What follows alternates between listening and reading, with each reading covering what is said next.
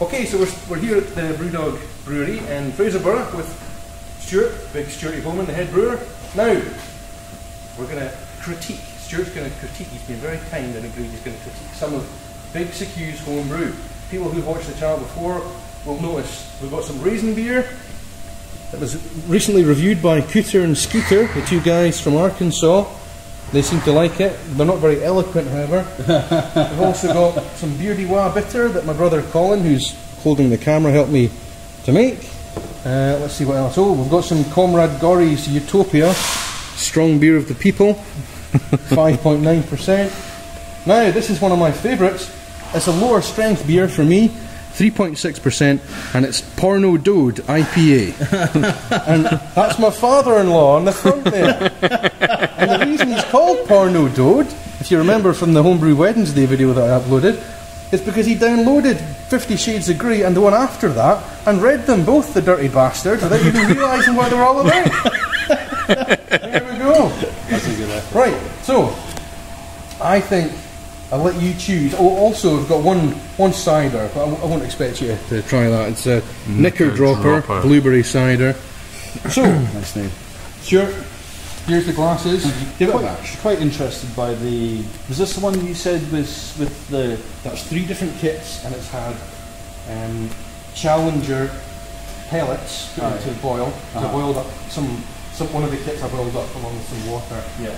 So I boiled that up with Challenger pellets and also Brahma and Cross in there as well. That's 3 different kits. That's 2 barley wine kits and a Cooper's bitter kit as well. Quite interested by that. And they're all bottle conditioned. They're all bottle conditioned. Yeah. Is this going to go mental? No, it shouldn't do. There'll be a bit of carbonation in it. It's a very careful man. I've had it stealing to homebrew, getting 90% of it all over my face.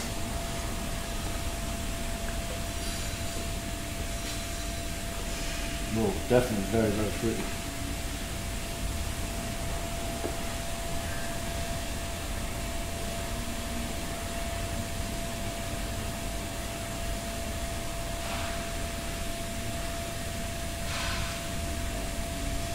Now you can be honest. I'm open to constructive criticism. Definitely. Oh, I really like that. You like that? Yeah, I really do. It's very, very fruity. A lovely malt base to it as well. You say you used crystal? There wasn't actually any grains involved in that one. Okay, so this was just the kit. That was 3 beer kits. Yeah, definitely a load of dark fruits, a little bit of esters or something like that in there. They're very clean for a homebrew.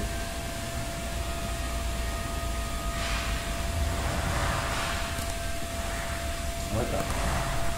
Cool. You can definitely get that big malty base. There must be the molasses or something you put in, just really a lot of body to it. That's great. Well, awesome. I'm glad you like it. Yeah. So that's okay so far. That's 1 thumbs up. So the head brewer likes my beer. Yeah. Right. So which one would you like to try next? You don't have to try all of them, by the way. Just I know there's quite a few. You have to try the Porno Dode one, surely. Porno Dode's a young beer. That's been, is it? Maybe not. It has been conditioned a couple of weeks in the bottle now, but I've been drinking 2 or 3 of those. 3.6. I'd be quite interested by that. Yeah. Well, yeah, go for it. Oh yeah, nice bit of CO2 on it. So that one was, let's see, that's a John Bull IPA kit, a Young's Lager kit, 75 grams of Bramlin Cross, 35 grams with 20-minute boil, and 30 grams at 20 minutes steep. There was no steep, so what? Right at the end. A steep, well, essentially, yeah, a steep at the end of when I've switched off the heat on the hob. So I'm just cooking on a hob. Well, say cooking. Cooking up some meth on the hob.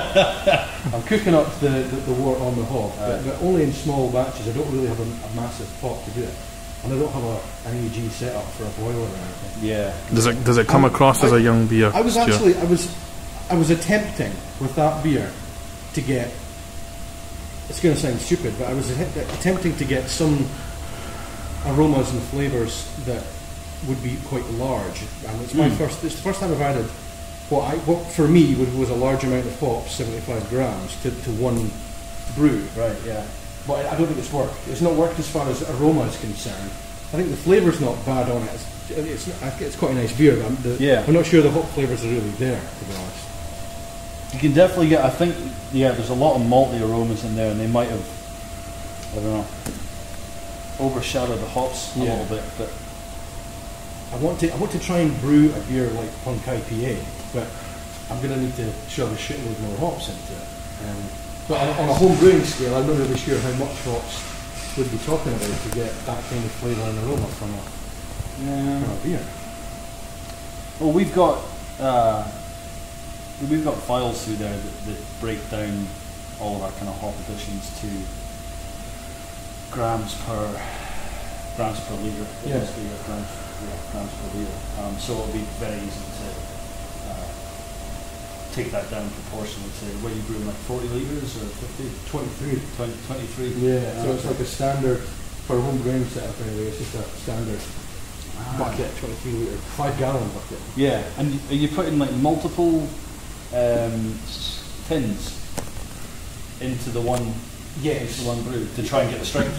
Well, not just the strength, but the flavour and the body as well. Okay, right. So some of these will be a single tin with additions of perhaps other fermentables. Yeah. But the one like that one there, that's three tins of the kits, and with additions of hops boiled into one of the kits before it then goes into the fermenter along with the other two kits.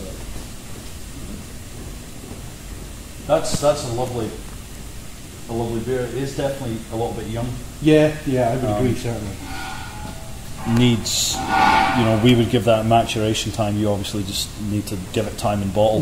Let it sit there with the yeast for a little bit, let it kind of mature. But it's certainly got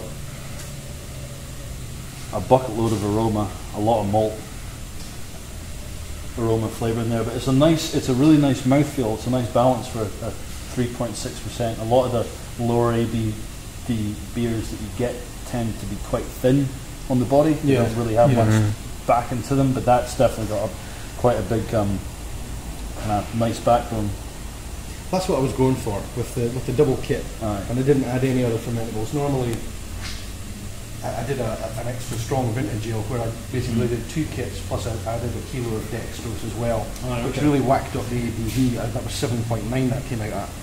I really enjoyed that beer. Yeah, but I haven't got any left, unfortunately. That's the thing with the best ones, they always go. So one of my older ones that I thought you might want to try is this one. Rowdy Rottweiler. It's that one, yeah. So that one's got Cascade hops in it. That's got some fizz to it, doesn't it, that one? Yeah, it certainly does. It's got a cracking aroma on it. Yeah, the Cascade, I really like the Cascade. Very, very floral. Yeah. What percent is that? It's 4 point something. 4.9 that one is.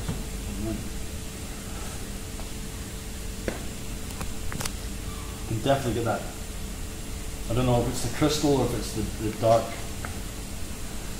ale tin that you use, but there's some type of roasted malts in there or something. Yeah. Let's see, what did I do? Yeah, that was dark crushed crystal malt. Dark crystal malt. Dark crystal malt, yeah.